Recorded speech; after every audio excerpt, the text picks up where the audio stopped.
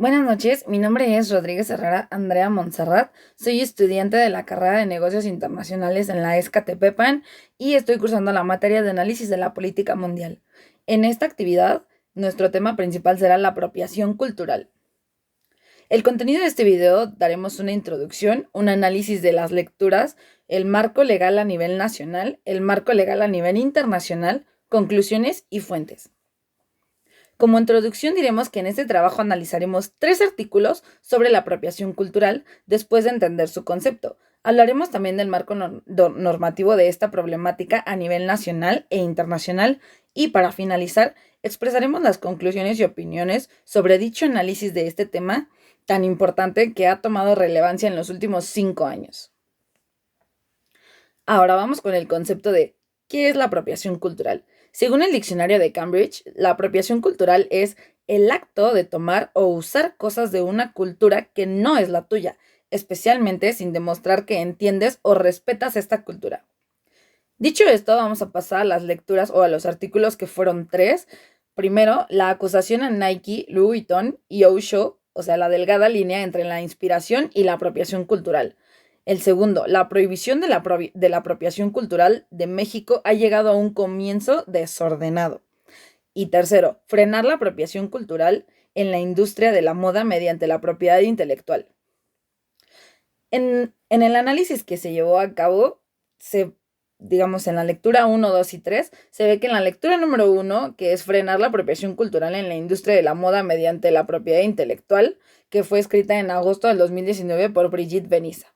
La lectura número 2, una ley destinada a proteger el arte indígena que podría ser un servicio labial, elaborada en febrero del 2022 por Chantales Flores. Y en la lectura número 3, la denuncia de México a varias multinacionales textiles por imitar supuestamente prendas indígenas, reabre el debate sobre el plagio artístico a las minorías, que fue escrita en julio del 2021 por Osario C. y Lara D.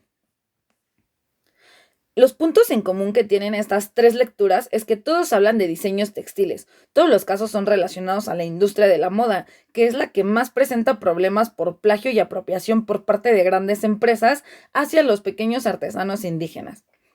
Todas tienen en común el tema de la ignorancia, ya que la mayoría de estos artesanos no conocen las leyes que regulan la apropiación cultural, ni la diferencia entre la apropiación cultural y la inspiración.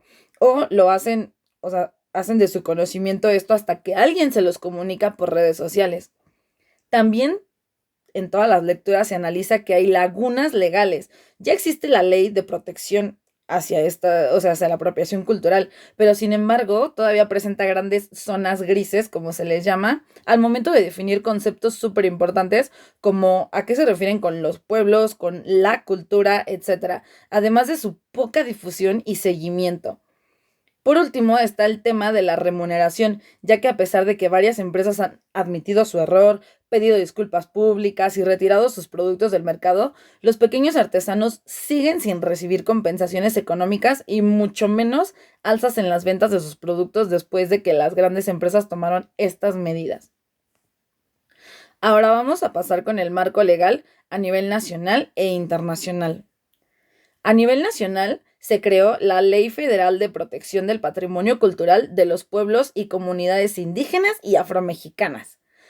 Para señalar, en el artículo 2 dice que la ley tiene los siguientes fines. Son 6 fines y los vamos a nombrar todos puntualmente. Número 1. Reconocer y garantizar el derecho de la propiedad de los pueblos y comunidades indígenas y afromexicanas sobre los elementos que conforman su patrimonio cultural, sus conocimientos y expresiones culturales tradicionales, así como la propiedad intelectual colectiva respecto de dicho patrimonio. Número 2. Promover el respeto y desarrollo del patrimonio cultural de los pueblos y comunidades indígenas y afromexicanas, así como reconocer la diversidad de sus elementos. Número 3. Establecer disposiciones para que, en ejercicio de su libre determinación y autonomía, los pueblos y comunidades indígenas y afromexicanas definan, perseveren, protejan, controlen y desarrollen los elementos de su patrimonio cultural, sus conocimientos y expresiones culturales tradicionales. Número 4. Establecer las bases para que los pueblos y comunidades indígenas y afromexicanos definan el uso, disfrute y aprovechamiento de su patrimonio cultural y, en su caso, su utilización por terceros, que en este caso pues serían las empresas. Número 5. Constituir el sistema de protección del patrimonio cultural de los pueblos y comunidades indígenas y afromexicanas como mecanismo de coordinación interinstitucional de gobierno federal, conjuntamente con los pueblos y comunidades indígenas y afromexicanas. Y por último, el punto 6, que sería establecer las sanciones por la apropiación indebida y el uso, aprovechamiento, comercialización o reproducción del patrimonio cultural, conocimientos y expresiones culturales tradicionales de los pueblos y comunidades indígenas y afromexicanas, según corresponda, cuando no existe el libre consentimiento previo e informado de dichos pueblos y comunidades o se vulnere su patrimonio cultural, que fue lo que se vio en todas las lecturas anteriores. En todos estos casos queda prohibido cualquier acto que atente o afecte la integridad del patrimonio cultural de los pueblos y comunidades indígenas y afromexicanas. Ahora, en el ámbito internacional, realmente es que no se ha llevado mucho a cabo. Lo más importante que se encontró fue que en 1999 se ha ampliado notablemente en el estudio de la protección jurídica de la cultura tradicional y popular, generalmente denominado folclore. Se realizaron un coloquio subregional y 4 consultas regionales en cumplimiento del plan de acción aprobado por el Foro Mundial de la UNESCO, diagonal OMPI, sobre la protección del folclore.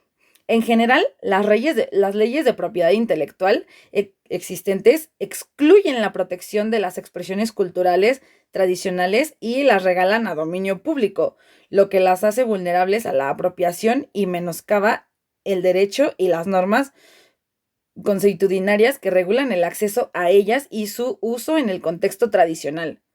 En el documento de la OMPI, en el proyecto actualizado de análisis de las carencias en la protección de las expresiones culturales tradicionales, ofrece un examen detallado de las deficiencias del derecho de la propiedad intelectual, en particular del derecho de autor, a la hora de impedir de manera efectiva la apropiación de las expresiones culturales tradicionales.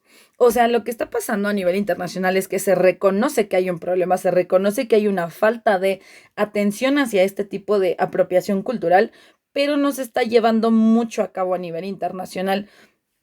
Cada país ya está como creando sus propias leyes de esto, sobre todo países que tienen estos problemas como México, Singapur, la India, países que tienen bastante población, pues sí, étnica o indígena, que hacen estos diseños.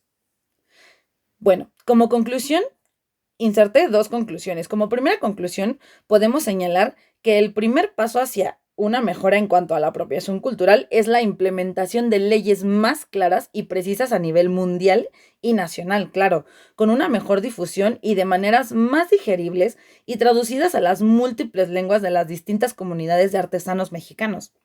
Finalmente, a mí, personalmente, me parece importante resaltar el hecho de que una disculpa pública y retirar los productos del mercado, pues no son suficientes para compensar el esfuerzo y tiempo del trabajo de los artesanos, ni los sacrificios que debieron hacer, para poder realizar esas denuncias, porque realmente es que hasta que los artesanos no denunciaron estas apropiaciones culturales, pues las empresas no hicieron nada. Y bueno, ya después de que ofrecieron sus disculpas y de que quitaron sus productos, siguieron sin hacer nada. O sea, eso no fue suficiente. También debería de haber compensaciones económicas a mi punto de vista. Y pues bueno, continuamos con las fuentes citadas. Y pues muchas gracias por su atención. Eso sería todo de mi parte. Buenas noches.